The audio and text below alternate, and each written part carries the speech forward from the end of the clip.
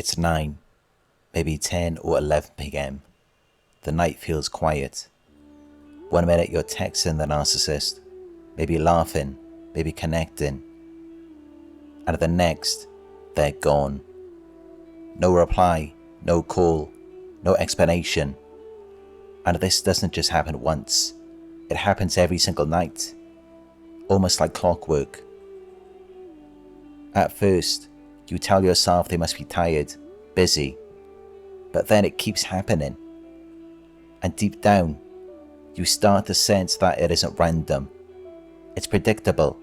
It's a pattern. You can't explain it, but you feel it. So what are they doing when they suddenly go silent at night? Where does their attention go? And why do they do this to you every single time? Let's break it down. Throughout the day, the narcissist feeds on your energy. They wake up and immediately start pulling from you, your attention, your admiration, your emotional warmth. You've rested, you're recharged, and they can feel that. It's like they can smell your emotional energy from miles away. So all morning, they're there, messaging you, love bombing you, being charming, attentive, engaging. They mirror your interests, your tone. They extract validation from your every reaction. They're taking everything, and by the end of the day, you don't even notice how drained you've become. By 8 p.m, your cup is empty. You've given all of your attention, all of your patience, all of your love, and that's exactly when they vanish. Because the moment you need them to pour back into you, they have nothing left to give. By 9 p.m, their performance starts to slip. They've been on all day, charming, manipulative, mirroring, pretending. But by nightfall, the mask gets heavy. They can't keep up the illusion. You're starting to catch on. You're asking small questions. You're noticing inconsistencies, and that threatens them. So they retreat. They disappear into silence. Because silence is control. Silence makes you doubt yourself instead of them, and that's exactly what they want. They don't want you to think there's something wrong with them. They want you to believe you did something wrong, like you're too needy, too emotional, too demanding. But that's the illusion. Their silence is not punishment, it's strategy. While you're sitting there, staring at your phone, wondering what went wrong, they're busy, scrolling social media, liking posts, uploading stories, on dating apps, chatting, flirting, hunting. Because that's what nighttime is for them, the hunt. They've drained your energy, and now they want to use it to attract someone new. The confidence they get from your attention fuels their next high. They're looking for new supply, someone they can idealize, flatter, and oppress. And you're the safety net, the stable source, the foundation that keeps them steady enough to chase the next illusion. You validate them, you anchor them, you keep their image intact, even when they're giving their energy to someone else. If you're not living together, this silence feels brutal. You might message, you might call, you might even stay up waiting, but they won't respond. Because while you're spiraling in confusion and self-blame, they're collecting supply from two directions. Positive supply from whoever is feeding their ego tonight, and negative supply from you worrying, questioning, feeling hurt. They thrive off both. To them, your emotional pain is proof of their power. And when morning comes, they'll reappear like nothing happened. Charming, sweet, innocent, making you question whether you imagined the whole thing.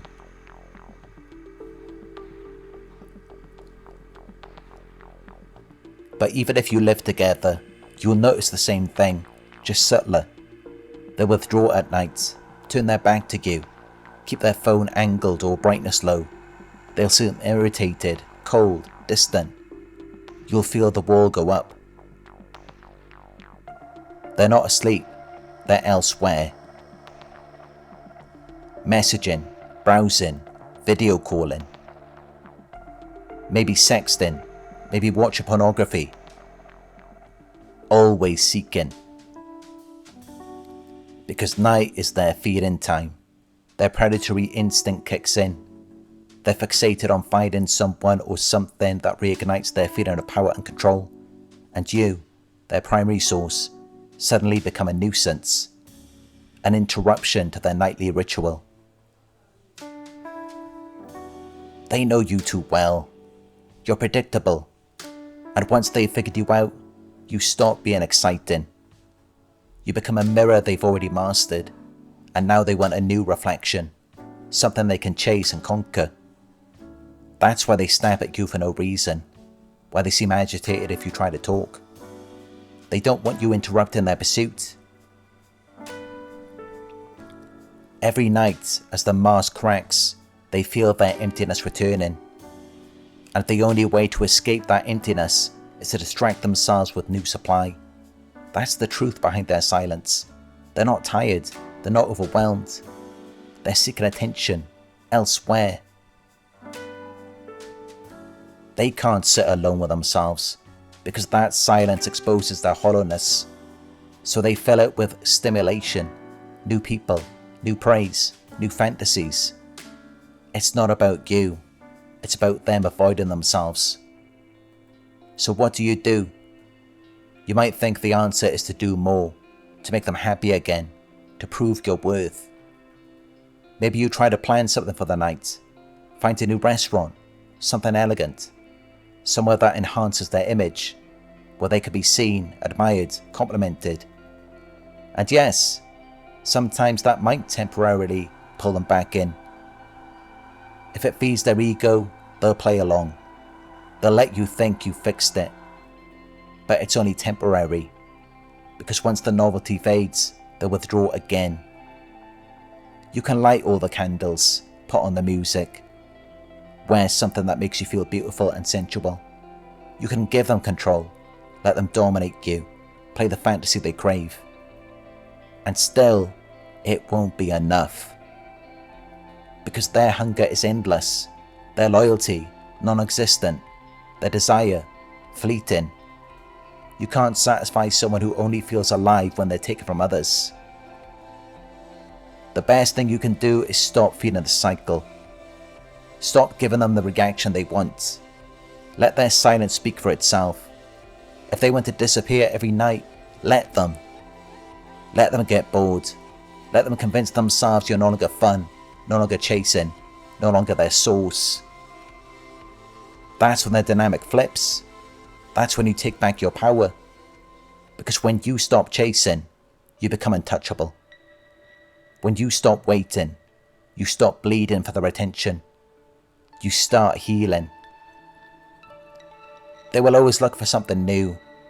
But peace, your peace, will never satisfy their chaos. You are not boring. You are peaceful. And peace terrifies the narcissist because it exposes how empty they really are. When you stop trying to prove your worth to them, you'll realize you were the one with the real power all along. Their silence at night is not your rejection. It's your redirection toward healing, toward clarity, toward freedom. Let them chase illusions. You're stepping into reality, into calm, into you. If you found this video helpful or healing, you can read my daily blog posts and get coaching at narcsurvivor.co.uk.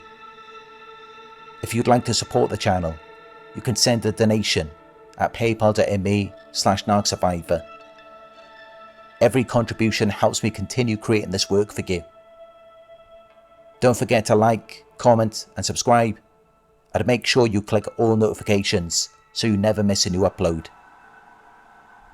Remember, every time you listen, you're not just learning about the narcissist, you're learning about yourself.